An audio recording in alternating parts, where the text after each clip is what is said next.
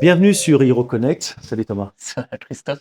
Je suis content aujourd'hui parce qu'on reçoit, j'étais impatient de l'avoir sur le plateau avec nous, Albert Selem et tout ce qu'il a à nous raconter parce que Dieu sait s'il a des choses à nous dire. Beaucoup d'expérience. Bonjour à derrière la tous, bonjour à cravate. vous. Bonjour Albert. Très heureux d'être parmi vous.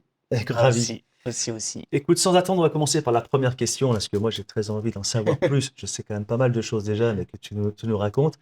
Revenir un peu sur les grandes étapes de ta longue carrière. Il est vrai que oui, en le disant comme ça, Non, mais je viens de me prendre un petit coup comme ça derrière. on est jeune, parce que Mais les voilà, choses devant en nous. fait, oui, donc j'ai eu la chance de rentrer à la télévision dans le service public d'ailleurs, au départ, à la SFP dans les années 86, je crois que je suis rentré, oui, c'est ça. Donc c'était bien avant l'an 2000. Ouais. Et du coup, j'ai eu la chance d'apprendre tous les métiers de la télé. Donc, je suis rentré par la technique, en fait, moi, parce que au départ, j'ai un background technique. Je suis rentré à la SFP par concours, parce qu'à l'époque, c'était très compliqué de travailler à la télé si on connaissait personne. Ouais. Et il y avait deux grosses boîtes qui faisaient des concours à l'époque, c'était TDF et la SFP, Société Française de Production. Eh oui, bien Ok. sûr. Feu, d'ailleurs, qui n'existe plus. Et donc, j'ai eu la chance de connaître, d'ailleurs, le 36 rue des Alouettes, qui était au but de Chaumont, où il y avait tous les plateaux, les studios de la SFP avec des centaines de métiers, des costumes, des décors, à non plus finir. Ce qu'on appelait la rue, là où on stockait tout, était énorme. Enfin, bref, C'était une ville, quoi. C'était une ville, ouais. Et en fait, moi, je suis arrivé à 22 ans là-dedans, quoi, donc tout jeuneau, avec Des rêves plein la des tête. rêves plein la tête, des yeux, des pupilles qui brillent, quoi. C'est ce que je dis toujours quand je fais des entretiens avec des gens où il y a des jeunes qui viennent me voir. Ce qui m'intéresse toujours, c'est de voir derrière si la pupille brille ou pas, en fait. Est-ce que tu as Parce que- vraiment envie d'être voilà, là parce que rien ne vaut la motivation, en fait, et l'envie, en fait. Ouais. Voilà. Et donc, donc, je suis arrivé avec plein d'envie dans cet univers-là. Pas vraiment par hasard, parce qu'en fait, j'ai très vite voulu travailler dans le divertissement, parce que, pour tout vous raconter, puisqu'on est là pour se raconter. Ah bah non, bien Vas-y, sûr, on est là pour te balance connaître tout. déjà. avec- Voilà, donc moi c'était au collège en fait. Au collège. Mon histoire a commencé au collège en fait, parce qu'en quatrième, donc on dit encore ça, en quatrième Oui, au ça collège, ça parle encore à des gens. Il y avait un club théâtre qui s'est monté Ok. avec un pion à l'époque qui était aussi assistant d'Antoine Vitesse, donc Ok. qui était un grand nom du théâtre et qui a voulu monter un club théâtre et qui avait un niveau d'exigence mais ultra professionnel pour des gamins que nous étions à 13, Qui voulait juste 14 ans. jouer. Et il dit qu'il veut, voilà, on monte un club théâtre et donc grand rendez-vous dans une grande salle pour voir qui était intéressé. Et le seul qui lève le doigt pour être en backstage, en régie, c'était moi. Ah, pour Ok. être en backstage, en régie. Tu Ouais. voulais même pas être devant. Non. Et... Ah non. Ok. Déjà. Et j'avais 13 ans. Voilà. Et moi, tout de suite, C'est une vocation. la lumière, Ouais. le son, Ouais. la bande son et tout ça, c'est des choses qui m'intéressaient, la régie, quoi. Voilà. Ok. Et alors qu'il y avait plein de gens qui voulaient faire Ouais, soit des sur le devant décors, de la scène. soit sur le devant de la scène des comédiens, soit Ouais. bon, Toi, non, tout de suite. et voilà. Et moi, j'étais le seul. Et du coup, j'ai eu la chance pendant 2 ans, d'apprendre le métier de ce que c'était d'une conduite lumière et son, d'aller dans des théâtres, puisqu'à la fin de l'année, on allait jouer Bien dans sûr. tout le département C'est génial. nos spectacles. À l'époque, c'était des pièces de cours de ville et tout ça. Là, je m'en rappelle, là, la biche. Ouais. Et du coup, comme ça s'est bien passé, ce fameux pion que je salue, Michel Pantèbre, s'il nous écoute, ça fait très Bien longtemps savoir. que je l'ai pas vu. Voilà, en fait, lui, il est parti à Janson de Sailly en plus en CPE. Il a monté un autre club théâtre et il m'a rappelé en me disant viens faire la régie aussi. Et j'ai fait ça jusqu'à la terminale, quoi. Ok. Et donc, ça m'a vraiment donné le feu de me dire mais moi, j'ai envie de bosser dans le Je divertissement. vais être là. Ouais. Je veux bosser au théâtre, je veux bosser au cinéma, à la télé, mais je veux bosser là-dedans, dans cet univers-là, parce que j'ai fait très vite le calcul que les journées sont longues, mais la vie est courte. C'est Ah, beau, ça. ça. Ça, c'est sûr. Oui, ça, c'est Hein. sûr. Et T'as Et raison, en carpe fait, diem, hein. comme les C'est journées sûr. sont longues, je me suis dit, tant qu'à faire, si je peux passer mon temps à ne pas travailler, mais à m'amuser, plutôt que de travailler, Faire ce qui te plaît. et Ouais. me faire ce qui se plaît. Voilà. Et donc, c'est pour ça que je vous parlais au préambule de la motivation. Et c'est toujours ce qui m'a un peu animé. Et alors, attends, 18 ans, donc le bac, donc tu arrives là-bas avec Donc, tes j'arrive rêves, avec un tes envies. BTS, voilà. Donc, Ok. j'arrive avec un BTS électronique à l'époque. Il n'y avait pas encore les BTS Ouais. audiovisuels, ça n'existait pas. C'était BTS électronique à l'époque. Ouais, ouais. ouais. Et donc, tu te dis, je vais là-bas. Voilà. C'est- Et donc, je passe le concours par hasard. Du coup, je tombe dessus et je suis pris. Et je rentre à la SFP, qui était une grande maison, qui m'a vraiment tout appris. J'ai eu la chance de travailler pendant 10 ans au studio Gabriel, chez Michel Ah, mais Drucker. et d'accord. Voilà. Et parce avec, que et avec lui, donc j'imagine. hein. Voilà, et avec lui, donc pour les émissions de Drucker. Mais pas que, parce que c'est aussi le pont avec ma boîte d'après qui était Canal+, parce que c'est là-bas où on a fait les nuls l'émission pendant 2 ans. Wow. Voilà, La avec mythique Chabat, Emeline, ouais. Lobby, C'est Farouja. top, ouais.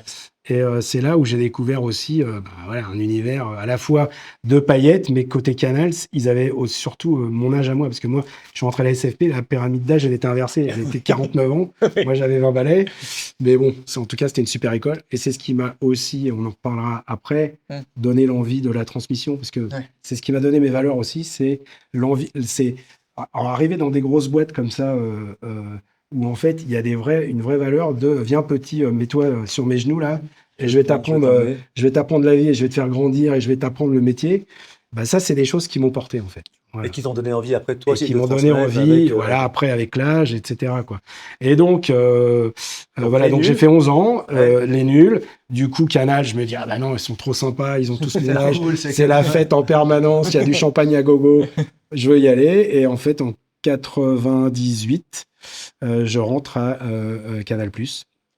Et tu Donc, restes. Et j'y suis resté 27 ans, voilà. Et Wow. donc, en fait, la chance d'être dans des grosses boîtes comme ça, mine de rien, bah, c'est que on peut, on peut avoir la chance de grandir, d'évoluer, d'aller dans différents secteurs, touche à tout. d'être porté. Et en général, et c'est vrai que moi, je salue Canal pour ça, c'est quand on a envie d'aller quelque part, à partir du moment où on fait les choses proprement et que ça sert à la boîte aussi et pas que à soi, hein, bien sûr.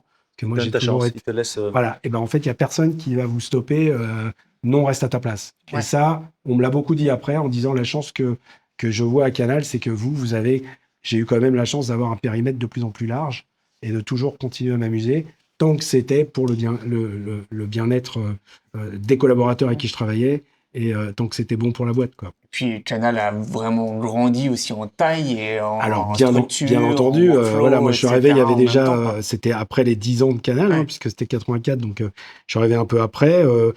Ils avaient quitté Olivier de Serres, moi je suis arrivé au bâtiment qui était sur la Seine, là. Ah oui, donc, Voilà, et pour le coup, qui est en vrai Citroën, le fameux CAC. Voilà, et j'ai commencé à travailler en tant que truquiste en fait, donc technicien effets spéciaux à l'époque. Tu me parlais de À l'eau, la là, fois, voilà, donc à la fois sur les plateaux, donc là on faisait Nulle part ailleurs, hein, Ouais. la mythique émission, il y avait Nulle part ailleurs 1 et 2, donc Ah, c'est dingue, voilà, le donc mec, là ça. j'étais à la fois sur les directs et aussi en post-prod, puisqu'à l'époque on n'avait pas encore tous les outils modernes de la suite Adobe et compagnie là pour travailler, donc on était encore dans le monde, on sortait de l'analogique pour aller vers le numérique quand même, tu vois, mais il y avait encore plein de choses et c'était très très vaste en fait. Et moi très vite, ce qui m'a animé, c'est que je me disais toujours, moi je veux toujours continuer à me faire plaisir, tout le temps. Et donc j'avais toujours peur de l'obsolescence. C'était ton mojo, ça. Se Bah, faire plaisir, se voilà. faire plaisir. Et toi. C'est qu'à un moment donné, je dis, je veux Tu pas. vas chercher plus loin à voilà. chaque fois, quoi. Et je me disais, je me vois pas, même si j'adorais ce métier de trucage, effets spéciaux, parce que c'est ludique, hein, on est sur les Ah bah plateaux, oui, oui. Ah, bah, on tu est avec te les marres, vedettes, on est dans un univers divertissant, Ouais, l'entertainment, très quoi. collaboratif, ça me correspondait tout à fait. Mais je me dis, mais moi, je me vois pas faire ça à 40 ans, après 40 ans. Ok. Voilà. Et donc, je suis parti refaire des études. Parce qu'à l'époque, Donc, tout en étant à Canal, tu étais. oui, c'est donc ce j'ai que tu pris fais ce en qu'on appelait parallèle. un congé individuel de formation. Ok. Ok. Je suis parti 1 an, en fait, où là, on arrivait à l'époque de la convergence avec Internet. Et tout le monde à l'époque, c'est marrant comme quoi, et ça se répète, hein. Aujourd'hui, c'est l'IA, mais on en parlera après. Mais à l'époque, on se disait, Internet va bouffer la télé.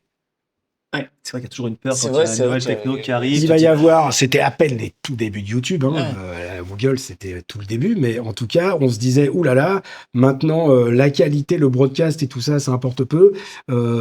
La taille de la vignette, on s'en fout. Ce qui est important, c'est ce qu'il y a dedans, le contenu. Ouais. Et donc, je me suis dit, oulala, c'est quoi ce truc qui nous arrive là? Et donc, je suis parti faire une formation, un master d'ingénierie des médias numériques, pour déjà me mettre un pied dans savoir ce que c'est l'IT, l'informatique, hein, la fameuse convergence. Donc, moi, je venais avec mon background broadcast. J'allais vers l'IT déjà à l'époque, hein. Ok. C'était il y a plus de 20 ans quand même. Et en me disant, je vais aller voir ce qui s'y passe de l'autre côté, quoi. Et puis finalement, je suis resté à Canal et ça m'a permis de changer de job et de partir là dans un endroit où je me serais jamais vu aller à l'époque, qui était le monde des régies finales, Tu peux nous des régie master control room en anglais, en fait. La régie finale. Donc là, on sort du monde ludique, hein. On est finale. Ouais. On est plus dans le dur, là. Régie finale. régie finale, comme son nom l'indique, finale, c'est la fin juste avant la transmission, en fait, C'est ça. du départ. La diff. Et c'est là où les contenus convergent. C'est-à-dire qu'à la fois des directs, à la fois les programmes de stock, et il y a des playlists qui tournent en permanence. Et donc, il y a des gens qui sont là, H24, pour surveiller que l'antenne est propre. Que ce qui se passe à l'antenne, Voilà. qu'il n'y ait pas de blanc. Et donc, Ça suit la programmation. Voilà. la grille, Et d'accord, c'est ok. de là, ouais. Et voilà. Et La c'est pub. de la régie finale que du coup j'ai appris tous les métiers que je connaissais pas des plateaux d'avant, qui étaient une direction de programmation, la pub, la direction de l'antenne, etc. Où là, ça a complété pas mal en fait mon Rubik's Cube dans la connaissance un peu de tous ces métiers-là de la télé, quoi. Et donc la régie finale, c'est une très très belle école parce que il faut savoir travailler dans l'urgence. On est le dernier maillon. Avant le. Et là, on travaille en temps réel. Donc moi, je venais du trucage. On travaillait en direct, je savais faire. Ouais. Donc on travaillait en temps réel et on prenait il fallait prendre des décisions rapides Ouais. et les assumer après. Hein. Oui, parce que c'est ça. Il parce n'y qu'une a fois que c'est toi. parti, Après, il n'y a plus personne. Voilà. Il y a l'antenne. Voilà. Et là, ce qui était important dans ma trajectoire, c'est que je passais du monde du faire au faire-faire. C'est-à-dire que je devenais manager. Ouais. Et donc là, on assumait la responsabilité d'une équipe qui était là, H24, qui travaillait 7-7, H24. Hein. Ouais. Et là, c'était un grand changement pour moi de piloter, en fait, et de plus être dans le faire. Et ça t'a plu cette partie-là aussi parce que Ça a été très formateur pour moi, notamment sur la partie management, sur la partie... mais surtout, ce qui m'intéressait et pourquoi j'avais accepté ce job, c'est parce que je savais qu'il y avait une transition technologique qui nous arrivait, Ouais. avec l'arrivée du fichier, de la démat, qui a été le gros enjeu de Canal à l'époque, puisqu'on Canal a été les premiers à être complètement tapeless, donc toute la chaîne de end-to-end, en fait, la média supply chain, qui est le mot à la mode aujourd'hui, c'est ça. où on était full fichier du début à la fin, bah, ça a commencé par la régie finale, en fait, où on était déjà en mode fichier. Ok. Et donc, la transition, après, elle a suivi. Et comme en 2010 est arrivé le gros projet de démat à Canal, qui s'est surnommé la MIT, comme la modernisation des infrastructures techniques, et ben là, en fait, il y avait toute la boîte à transformer. Et là, moi, je me suis dit, la transformation... J'ai un nouveau joueur. Un nouveau Voilà, joueur. moi, je veux en trop être. m'amuser. Voilà, la pupille qui s'est remise à prier, et je me suis dit, je veux en être, et voilà. Et j'ai C'est eu un la, beau chantier, ça, voilà, c'est- et j'ai eu la chance, d'avoir des boss aussi qui m'ont suivi là-dessus, et je me suis retrouvé dans ce qu'on appelle le management du changement, pour faire la cheville un peu ouvrière entre justement les collaborateurs, les techniques, l'exploitation, la direction projet et la direction de l'antenne, pour pouvoir mettre tout ça en musique et pour commencer à monter une première plateforme qui s'appelait à l'époque Edgar, et qu'on a transformé par la suite dans le Media Hub, qui est la plateforme actuelle aujourd'hui B2B de Canal, et qui est déployée à l'international. Et donc, Cette transformation était longue à se mettre en place. alors en fait, c'était un projet comme tous les projets informatiques. Hein. Au début, c'est censé durer 6 mois, 1 an, et puis Et en ça fait, dure on un s'en peu compte. plus longtemps. Mais D'accord. en tout cas, la vraie chance qu'on a eue, c'est que déjà on était au bout, parce qu'il y a plein d'autres grosses C'est boîtes, vrai. notamment la BBC, pour pas les nommer, qui ont planté Ça, en je plein me disais. milieu à plusieurs millions de livres et qui ont dû revoir leur copie. Ah ouais, chaud. Voilà. Et en fait, c'est la chance que j'ai eu aussi avec cette boîte, c'est que quelque part, c'était pas une boîte de techno, un Canal. Hein. Il y a eu un Canal Plus Technologie à une époque, mais très vite, on s'est retourné vers les contenus en se disant, mais le cœur de métier de Canal, c'est pas à l'époque, en tout cas, c'était pas la technique. C'était les contenus, les contenus, les contenus. Et la technique est arrivée, elle a toujours aidé, mais ça a jamais été le fer de lance de la boîte, en tout cas. Et pour le coup, là, il fallait transformer tout le monde. Moi, j'avais ma légitimité parce que, mine de rien, et c'est ce qui m'a fait aussi, c'est que je viens de la base. Moi, je venais des plateaux, des régies, des techniciens. Et donc, j'avais cette légitimité-là.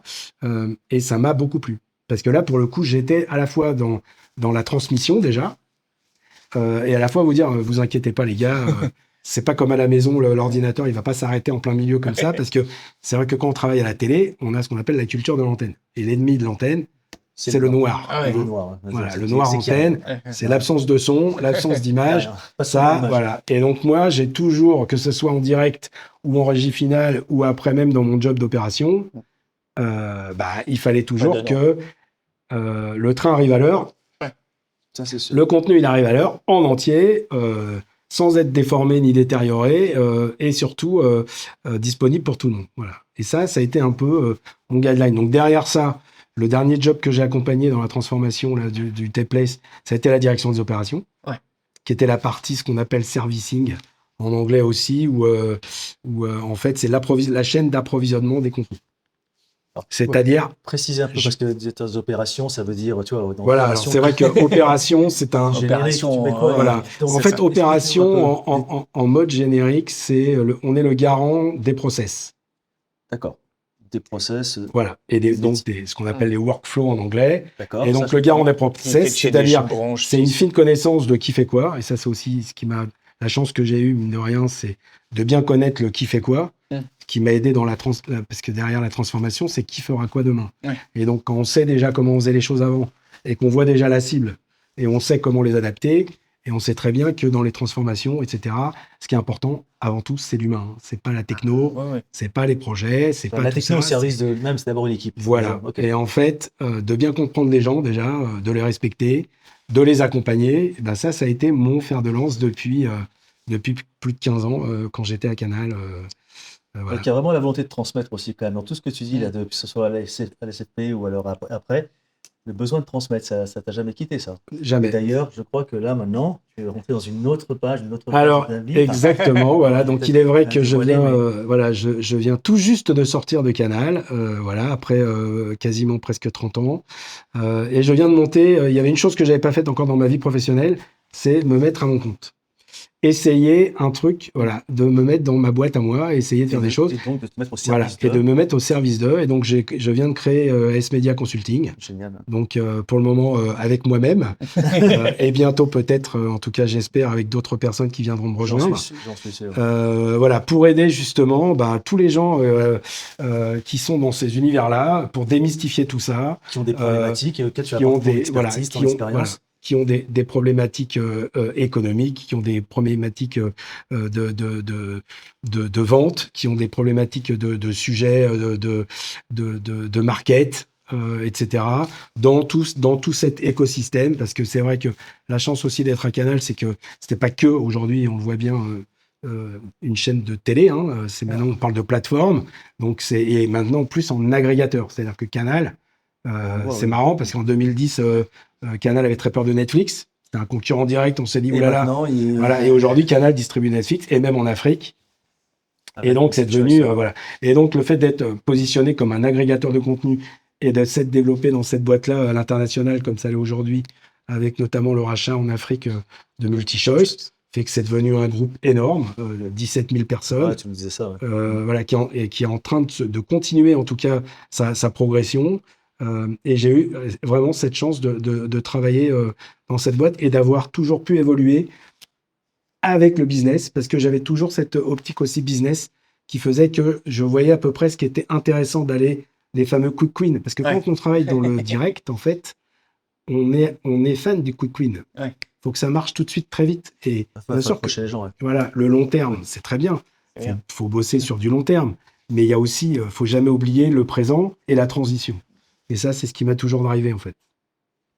Et tu nous as raconté là tout à l'heure un peu une anecdote que tu avais quand tu as bossé chez Canal, où tu as dû partir aux États-Unis pour aller voir quelques personnes.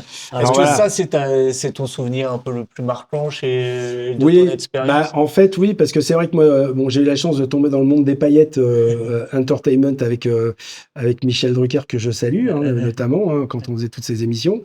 Mais je connaissais pas du tout, avant d'arriver aux opérations, l'univers des major compagnies. Bien sûr qu'on connaissait tous les marques, Disney, Warner, etc. Mais pour le coup, le fait de passer à ce job-là, où moi j'étais junior, parce que pour le coup, je venais d'un autre univers, je me suis dit, tiens, je vais aller rencontrer, en tout cas, à la fois tous mes prestataires, mes fournisseurs, mais aussi mes fournisseurs de contenu. Et pour le coup, à l'époque, j'étais un peu junior et j'avais pas un peu tous les codes de qui fallait aller voir en premier, en fait. Et moi, je me suis dit, ils sont tous aux États-Unis.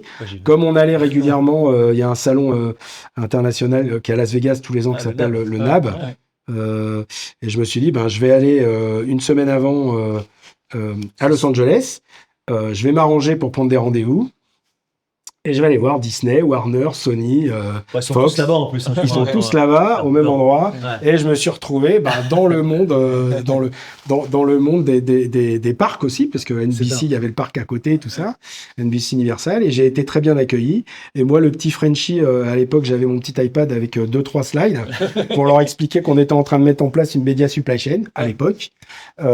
Et du coup, je suis allé voir un peu tous les grands patrons Worldwide, opérations. En plus, Directement, sans savoir en fait que derrière j'avais un peu trappé au moins 2 étages, 2-3 niveaux. Voilà, je mais c'est l'apanage de la jeunesse, ça. Tu oses tout quand t'es jeune. Voilà, c'est ça. Et en fait, ça m'a beaucoup aidé. Déjà, j'ai été très bien reçu. Ils étaient assez étonnés de voir un petit Français qui débarque parce qu'ils connaissaient Canal+ comme ça, mais ils connaissaient Canal+ déjà. Bien sûr, mais en tout cas plus au niveau des acquisitions de contenu. Mais techniquement, opération, jamais personne n'était venu les voir en fait. Non, parce que ils vendaient leur programme Canal, on va dire, et puis après, voilà. c'est tout. Et en fait, moi, je me suis fait un fer de lance, c'est comme ça qu'on dit, d'aller voir tous les fournisseurs. C'est-à-dire, je suis allé voir tous les labos avec qui on travaillait pour me présenter.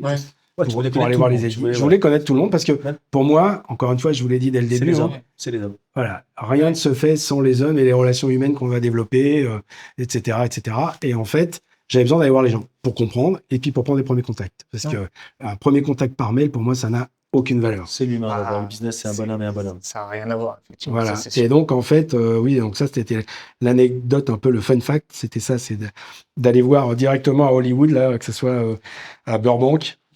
Directement à Warner, où je me suis retrouvé dans une salle, il y avait 10 personnes en face de moi avec mon petit niveau d'anglais que j'avais. Parce que j'allais te demander, l'anglais, tu le maîtrisais ou pas? À l'époque, moyennement.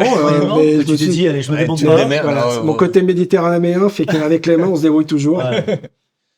Et en fait, ça l'a fait, ça. Donc ça, c'était le côté sympa. L'autre côté sympa, c'est comme moi, c'est la transformation et la transition techno qui m'a toujours aidé. Sur mon chemin professionnel, en fait, j'ai toujours eu cette chance d'avoir des nouveaux challenges. Voilà, on a eu la démat qui est arrivée. Après, on a développé à Canal notre propre plateforme B2B, le Media Hub. Et du coup, j'étais avec mes collègues aussi côté technique aux premières loges pour commencer à utiliser les choses et après aller le vendre à l'international, à l'ensemble des filiales, notamment en Pologne et ailleurs. Et puis je sais que là, aujourd'hui, ils sont en train de le déployer. Ils veulent aussi aller le mettre en Afrique du Sud. Et là, c'est un très, très gros challenge. On pourrait peut-être parler du Media Hub un petit peu, parce que le Media Hub, quand là, tu dis Media Hub, c'était quoi? Ça consistait en quoi? Enfin, alors en fait, le Media Hub, c'est Vends-le nous. Déjà le nom. Non, mais tu vois. Voilà, déjà le nom. Ça parle de lui-même, mais qu'est-ce que voilà. Alors le Media Hub, en fait, c'est plus qu'un logiciel. En fait, c'est un programme. En fait, c'est un projet avec à l'intérieur plusieurs. On va dire gros logiciels, progiciels, comme des ERP. Okay. À la télé, le gros logiciel connu, c'est ce qu'on appelle un traffic system. Okay. Canal avait le sien, c'était Antenne, qui était déployé pendant 25 ans, qu'il a fallu remettre à jour. Et après, il y a la plateforme, justement, le warehouse, en anglais, le frigo à contenu. Okay. Donc le MAM, avec tout ce qui va autour. Et il y a aussi le traffic system pour la pub, le SI Pub. Et tout ça au sein d'une même plateforme, parce qu'on a toujours misé, j'ai toujours eu cette chance de pouvoir intégrer au maximum, et c'était ça l'idée, c'est d'avoir une plateforme totalement intégrée, où tout le monde allait pouvoir venir travailler, que ce soit des collaborateurs internes comme des prestataires externes, et pouvoir y trouver l'ensemble des informations, car aujourd'hui, c'est centralisé. Il n'y a pas que les contenus. Aujourd'hui, alors l'IA maintenant arrive avec la couche supplémentaire, mais en tout cas, les contenus, les métadonnées, le business, tout au même endroit. Voilà, tout au même endroit. Donc, c'est 3 progiciels au même endroit pour l'ensemble déployés pour l'ensemble des collaborateurs, et chacun... ça, c'était ton idée?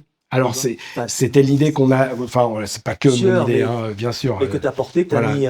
Je salue aussi mes collègues, notamment Ralph Atlan, qui a été mon boss aussi, avec qui on avait été faire un tour justement aux US, et avec qui on avait déjà dessiné ce sujet-là sur un coin de table. Et en fait, pareil, on a été au bout, puisque le truc est déployé, et en plus en interne. C'est-à-dire qu'aujourd'hui, on parle de souveraineté, etc. C'est ça. Voilà, là au moins c'est souverain, c'est complètement, ça appartient à la boîte, c'est développé en interne, ça continuera de développer parce qu'un outil comme ça, ça s'arrête jamais. Koshia, maintenant j'imagine que vous allez rajouter dessus, probablement, ils le feront. Et le challenge d'après, pour le coup, voilà, c'est ramener de l'intelligence artificielle à tous les étages, bien sûr, pour aller faire de l'enrichissement de métadonnées, que ça soit en entrée. Au milieu et en sortie aussi jusqu'aux clients, aux abonnés, quoi. Ouais, qui va permettre l'IA dans ce que vous avez créé comme ça avec ces piliers, ces différents logiciels, c'est pouvoir apporter quelque chose pour accélérer, pour gagner en efficience. Voilà. Et c'est ce qui fait que pendant toutes ces années, aujourd'hui, quand je suis sorti là pour recréer justement ma boîte, la S Media Consulting, je me suis dit, mais en fait, qu'est-ce que je sais faire et qu'est-ce que je peux raconter comme histoire et qui va être intéressé par ça? Et sachant que moi, ce qui m'intéressait, c'était la transmission. Et il est vrai que la Media Supply Chain, qui est le mot à la mode, c'est carrément ce que j'ai fait pendant des années, brique par brique, où on a monté les choses, etc. La techno arrivant, avec aujourd'hui les outils IA, l'innovation, etc. Là, tu parlais de multi-choice tout à l'heure, donc avec Canal, aujourd'hui c'est 17 000 personnes, mais Canal tout seul, c'était quand même énormément de personnes. Oui, c'était déjà la moitié. De toute manière, Canal était déjà présent beaucoup en Europe de l'Est. Notamment en Pologne. On avait aussi une petite entité au Vietnam, jusqu'en Birmanie aussi, où on est encore, je crois. Et puis il y avait toute l'Afrique francophone, qui était le gros marché, qui a été déployé, développé. À l'époque, il fallait être très malin pour pouvoir vouloir s'implanter là-bas, puisque c'est vrai que c'était pas gagné. Et qu'à partir du moment où toute la croissance... c'était très compliqué. Rappelez-vous, il y a eu des années, il y a eu du canal bashing quand même avec l'arrivée des plateformes où là, tout le monde il fallait qu'un abonnement, ça coûte 10 balles en fait. Donc la musique, c'était 10 balles. Netflix à l'époque, c'était 10 balles. Ça a bien changé. Et Canal à 40 balles, c'était plus possible, quoi. Donc il a fallu redécouper les offres. Il a fallu se développer à l'international, etc. Mais aujourd'hui, finalement, ce qui a sauvé Canal aussi, c'est que c'est pas que un éditeur de contenu, c'est aussi, je vous en parlais, un agrégateur. Et aujourd'hui, l'idée, c'est que on repackage les offres, en fait. C'est-à-dire qu'aujourd'hui, maintenant, on est chez l'abonné, on est chez le client final, et on va lui vendre toute une palette de produits, que ce soit du contenu pur Canal homemade, mais aussi du contenu Apple, du contenu Netflix, du contenu Paramount, et j'en oublie un, et HBO. Mais du coup, là, tu as plein de gens. Tu as des gens chez Canal, tu as tu vas chercher du contenu ailleurs, etc. Et donc, tu as une vision stratégique avec Canal France, Pologne, et ainsi de suite, etc. Alors, ça, c'était le plus gros challenge, exactement. Voilà. Le plus gros challenge, déjà, dans la transformation d'une boîte franco-française, qui était quand même Canal+, un succès français, européen et maintenant international, ça a été de transformer la boîte. Et ça a été aussi les challenges, c'est-à-dire comment une boîte francophone, et de cette taille aussi, parce que tu vois, vous n'êtes pas 8 dans la boîte. Quand tu es une boîte, quand tu vois la vision stratégique, après la partie complètement réalité opérationnelle et puis la vitesse d'exécution pour arriver à un résultat, et puis emborder tout le monde. Voilà. C'est quand même c'est exactement ça. Et le pari, c'était ça. Voilà. Parce que pour le coup, c'est comment fédérer. On est là. Exactement. Parce que c'est facile de racheter des boîtes. Maintenant, merger. En faire un truc unitaire avec un tronc commun, avec une culture. Avec une culture. Parce que Canal, c'était une marque. C'était aussi une culture d'entreprise, mais franco-français. La transformation d'une boîte devenir globale, c'est pas simple. Alors déjà, il y a eu l'IPO là, en 2024, là. C'est ça, oui. L'année dernière, fin d'année dernière. Où là déjà, la boîte a été maintenant mise sur le marché à Londres. Donc, et pas à Paris, c'est un choix aussi volontaire, pour en faire une boîte globale. Et après, d'avoir des salariés partout dans le monde, c'est pareil, il faut aussi créer du lien. C'est ça. Et même si on est... et pour le coup, c'est par des actions humaines de l'ensemble des services. Et moi, comme je vous disais, il fallait que j'aille rencontrer des gens. Donc, pourquoi ça a aussi très bien matché aussi, notamment avec la Pologne, puisqu'on a été déployé le Media Hub en Pologne, et aussi chez SPI, qui est une boîte qui avait été aussi rachetée par Canal, d'une 60aine de chaînes. On va voir les gens, on discute avec eux, on leur raconte tel que je vous le fais là, le storytelling de comme ça qui je suis, on écoute l'autre, on partage tout ça et on se dit, après tout, on est dans une grande famille, hein, et tant qu'à faire, on va partager les choses et on va travailler ensemble. Et on va se donner des directions communes. Et c'est ça le plus dur dans les grosses boîtes, en fait, plus elles sont énormes. On parle beaucoup du mot gouvernance, mais d'avoir la parole, en tout cas, qui vient du CIO, Maxime Saada, que je cite, que je salue, et qui vient en direct, en vertical, qui redescend jusqu'au dernier, le petit collaborateur qui vient d'arriver, le junior, quel que soit dans le monde, quel que soit l'endroit où il est, c'est pas simple, c'est pas un claquement de doigts qui se fait, quoi. Et ça peut se faire que par des rencontres, par des échanges, par de l'expérience aussi. Parce qu'aujourd'hui, la techno a changé. Il y a eu l'après-Covid, voilà, on a tous connu maintenant le télétravail, la visio, voilà. On est loin aujourd'hui, mais tu vois, là on est trois autour de la table, on se sent bien et on partage comme si on était au restaurant ou en train de prendre un café. Claude Berda, je ne sais pas si tu as connu Claude Berda, oui, bien sûr. Voilà, le B de AB, et qui était mon papa et qui était mon patron. Il me disait, à un moment donné, je suis allé le voir pour me demander des conseils, puis on m'aimait bien, je pense. Et il m'avait dit, fils, tu sais, le business, c'est un bonhomme et un bonhomme. On se met autour de la table, on discute, on se sonde, on se renifle, on est là. C'est ça le business. C'est un bonhomme et un bonhomme. Quand tu parles de l'humain, parce que tu reviens toujours à l'humain, c'est qu'à un moment donné, ok, il y a la visio, il y a le télétravail, et c'est l'air du temps, et c'est le monde qui évolue. Et je pense qu'on ne remplacera jamais aussi ça. En tout cas, il faut toujours conserver ça. Bien sûr. Même si, voilà. C'est ça, tu fais peut-être la coordination avec plein de gens et plein de pays comme ça, etc. Et plus simple, c'est si tu communiques, si tu échanges, etc. C'est là où tu vas pouvoir avancer. Alors, déjà, moi, j'ai toujours eu un mot qui m'a suivi aussi. C'était une phrase, la vision globale. C'est quoi la vision globale? Et la vision globale, ça se partage, en fait. Ça se garde pas. Et c'est vrai que à un moment donné, dans les boîtes, en tout cas très old school, il y avait les Comex et les Codir, etc. Et on travaillait ensemble, mais on évitait un peu ou on oubliait un peu de communiquer largement, etc. Tu disais aux autres quoi faire, mais pas dans quel objectif. Et on leur donnait pas du coup, le sens. Or, on a tous besoin de sens dans la vie, que ça soit personnel et professionnel, parce que tout ça, c'est un tout. Et si on n'a pas de sens, en fait, on ne sait pas pourquoi on fait les choses, donc on n'a pas la motivation, donc on n'a pas la compréhension, donc on n'est pas, on est perdu en fait, et ça aide pas en fait à fédérer. Et donc pour le coup, d'avoir fait partie des gens qui avaient cette vision globale, en tout cas, qui avaient la stratégie, et d'avoir perpétuellement, continuellement plutôt, continué de la transmettre, a fait que du coup, en face de vous, vous avez des gens qui sont soudée. Ils sont exactement au niveau de la bonne information et ils savent pourquoi on leur demande de faire comme ça. Tu travaillais avant comme ça, maintenant tu vas travailler comme ça, mais je t'explique pourquoi et je raconte toute l'histoire avec. Et ça change tout dans la transformation et dans le change management. Parce qu'en fait, l'avantage aussi de l'expérience arrivée à mon âge, en tout cas, c'est que la connaissance sans l'expérience... La connaissance sans l'expérience, c'est que de l'information, en fait.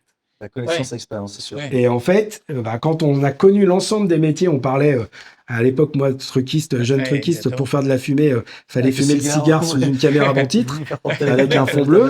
Voilà. Et derrière, c'est sûr qu'aujourd'hui, on demande à un prompt à l'IA, fais-moi de la fumée et une explosion, en 3 secondes, ça va le faire. Mais par contre, d'avoir fait toutes ces étapes-là, d'avoir connu l'ensemble des gens, leur histoire, savoir comment étaient faites les choses, d'avoir partagé, fait qu'à partir du moment où on est plus en confiance, on peut plus fédérer et travailler ensemble. Voilà, on peut. Vas-y, présent.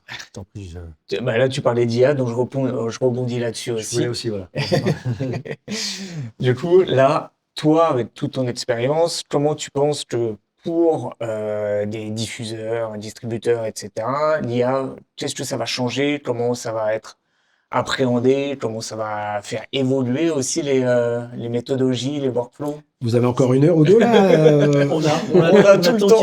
Non, mais c'est intéressant d'avoir ton point de vue parce que justement, tu parlais de toute cette expérience-là. Tu as vu apparaître quand même des technologies. Tu parlais quand tu es apparu à Internet. On s'est dit, la télé va disparaître et autres. Bon, finalement, non, on s'est adapté, on a fait évoluer les choses.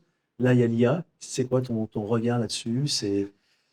Alors, c'est une très vaste question qui est plus sociologique que technologique presque, mais en tout cas, bien sûr qu'on entend beaucoup parler de oulala, le danger de la paresse intellectuelle derrière, parce que l'IA, ça va tellement tout faire à notre place que demain, on va arrêter de réfléchir, et à la fin, on va oublier et on ne saura plus réfléchir. Ouais. Moi, ça, j'y crois pas trop, parce qu'en tout cas, on n'a jamais vu dans toutes les technos qu'on a vues aujourd'hui qui sont arrivées, on a rarement vu, même si c'est une transition forte, puisque je vous ai dit au début, on a connu l'imprimerie a connu ça, donc la télé aussi, la démat, on était au support, etc. À une époque, imaginez que c'est un fichier comme à la maison sur son petit ordinateur, quand on faisait play, regardez, qui allait transmettre et diffuser à l'écran et du streaming, etc. Ça paraissait impensable. Là, on est dans une autre dimension, puisque là, pour l'IA, on est plus dans de l'apprentissage, de la robotisation à outrance, etc., mais aussi de l'accès à l'information et à l'intelligence à tout le monde, en fait. Donc après, c'est toujours pareil, c'est qu'est-ce qu'on fera de ces choses-là. Voilà, qu'est-ce qu'on en fait, parce qu'aujourd'hui, les réseaux sociaux, c'est génial, mais c'est hyper toxique. Oui. Exactement. Ça peut être aussi hyper toxique, c'est sûr. Ouais. Et donc aujourd'hui, ça capte l'attention. Parents que j'ai été, moi j'ai eu la chance, mes enfants à l'époque, ils étaient pas encore réseaux sociaux parce que c'était que le début.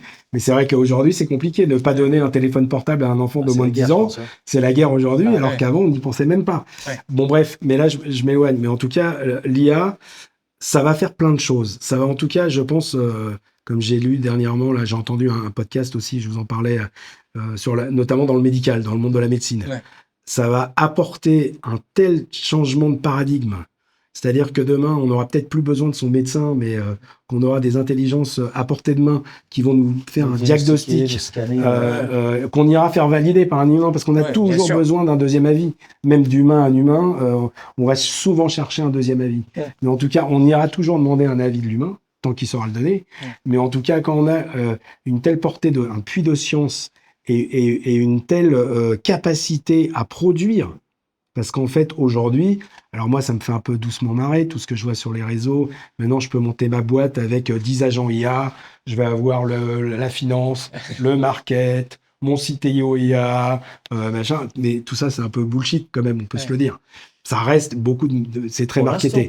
Mais à côté de ça, moi qui ai justement eu la chance de faire une formation là pour me remettre un peu à flot avec tous ces outils et qui utilisent maintenant beaucoup l'IA dans mon quotidien, je me rends compte que c'est sûr qu'aujourd'hui, ça sert peut-être même plus à des gens comme moi avec beaucoup d'expérience, parce que nous, on a un recul et un discernement. Tu peux cadrer. Voilà, donc c'est une aide précieuse versus quelqu'un qui n'a pas d'expérience du tout et qui ne pourra pas croire sur parole ce que va lui dire l'IA parce qu'il y aura toujours beaucoup d'hallucinations. Ouais. Mais à côté de ça, si on revient sur les contenus, puisque c'est quand même un peu l'univers dans lequel nous gravitons, quand je vois aujourd'hui, je vous disais que je suivais là, une artiste américaine, Kelly Bauch, qui fait des choses incroyables, tout en IA.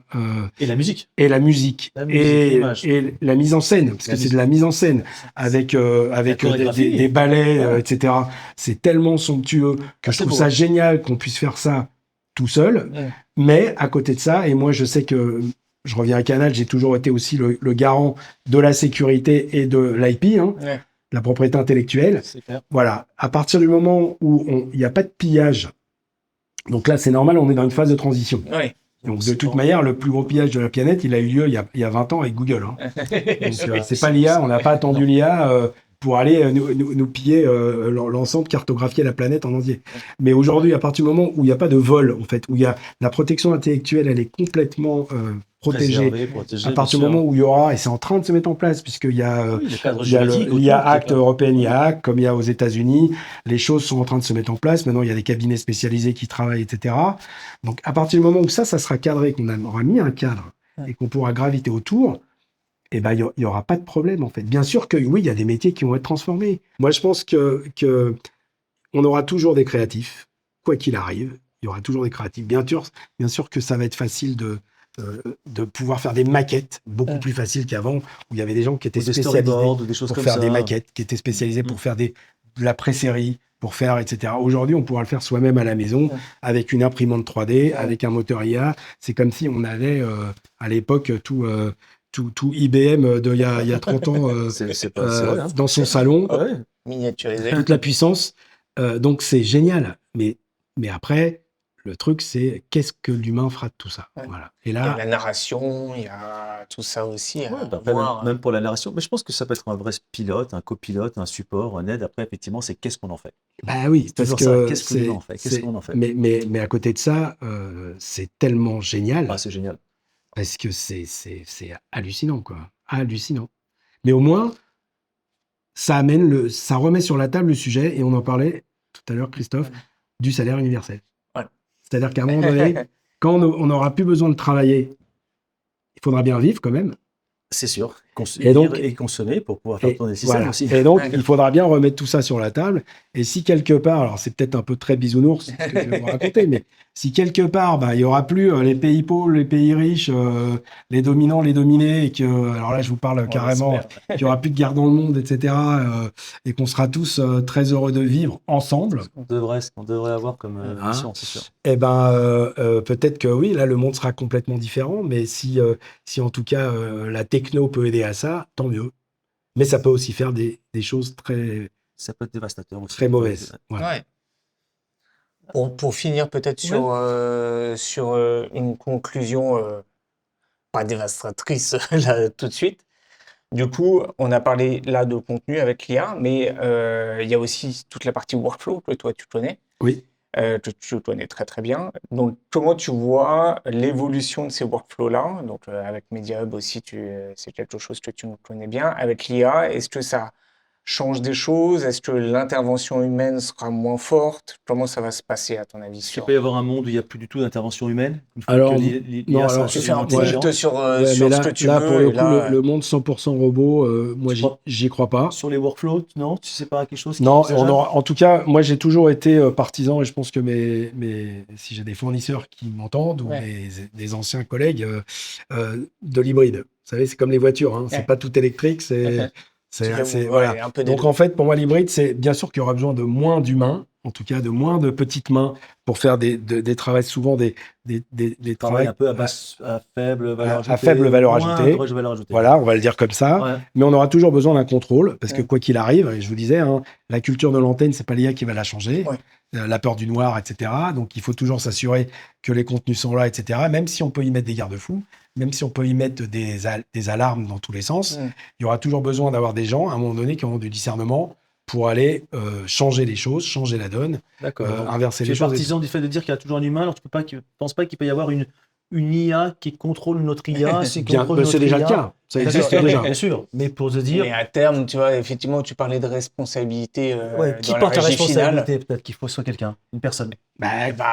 Quoi qu'il arrive, voilà. Il faut pouvoir taper sur quelqu'un ou pouvoir féliciter quelqu'un aussi. On arrivera bien un jour, je pense, sans être trop dans la science-fiction, de faire des contrats avec des IA, parce qu'on fait bien des contrats de prestation de services. Du coup, on fera des contrats avec des moteurs d'IA en disant « tu me garantis que autrement, ça va coûter très cher à celui à qui tu appartiens, quelque part, parce qu'il y a toujours quelqu'un derrière. Hein. » C'est sûr. Mais en tout cas, oui, non, l'avantage quand même, c'est... on parlait, parce que dans les opérations, il y a aussi toute la partie localisation. Ce qu'on appelle la localisation, c'est le sous-titrage, c'est le doublage, c'est l'accessibilité aussi, donc le langue des signes, sous-titrage sourd, audio-description. Tout ça fait qu'aujourd'hui, de plus en plus, ça sera hyper facile de produire du sous-titre sourd. Je pense que demain, c'est directement dans le téléviseur, si ça existe encore en tout cas, qu'il y aura la petite boîte qui va directement faire le sous-titrage pour la personne qui l'aura activé, que l'audio-description... tant que l'IA n'a pas encore rendu la vue aux aveugles, parce qu'on en parle quand même. Exactement. C'est vrai. On en parle, hein. C'est sûr que si demain il n'y a plus d'aveugles, il n'y aurait plus besoin d'audio-description, pour le coup. Mais en tout cas, moi j'ai toujours été, même dans mon job et dans ma mission, sur l'accessibilité des contenus, d'essayer d'en produire le plus grand nombre. Sauf que c'est vrai que ça coûtait cher, parce que c'est énormément de travail. Si demain on a des outils qui vont nous permettre d'en faire beaucoup plus, non pas de gagner de l'argent, l'idée c'est pas toujours de gagner de l'argent, mais c'est d'en faire beaucoup plus pour faire participer le plus grand nombre, Et ben alors tant mieux, tout le monde aura gagné. Ah, Aujourd'hui, j'ai vu maintenant il y a des apps téléphones qui traduisent simultanément. Dans la langue, vous êtes en train de discuter avec quelqu'un et ça traduit directement dans l'AirPod, etc. Donc ça veut dire que voilà, le vieux mythe de la tour de Babel, c'est clair. Ça tombe. Et que demain, si tous les humains ils peuvent se parler, se comprendre totalement, alors pareil, est-ce qu'on ira dans un monde meilleur, etc. C'est encore un autre sujet, mais c'est sûr qu'on va produire beaucoup plus. Ça sera de plus en plus simple de fabriquer, en tout cas, des contenus, mais la création, la créativité restera toujours là. Et les outils seront toujours au service de la créativité, mais tu pourras diffuser beaucoup plus largement la créativité, justement, parce que l'accessibilité va être plus automatisée. Bien sûr. C'est une belle conclusion, moi, je trouve. Parfait. Finissons là-dessus. En tout cas, j'ai passé un très bon moment avec vous deux. C'était un plaisir de te recevoir, ravi de te voir. Super. Et je t'attends, tu sais où. Avec grand plaisir. Merci beaucoup, Elba. Merci à vous. Merci, Mike.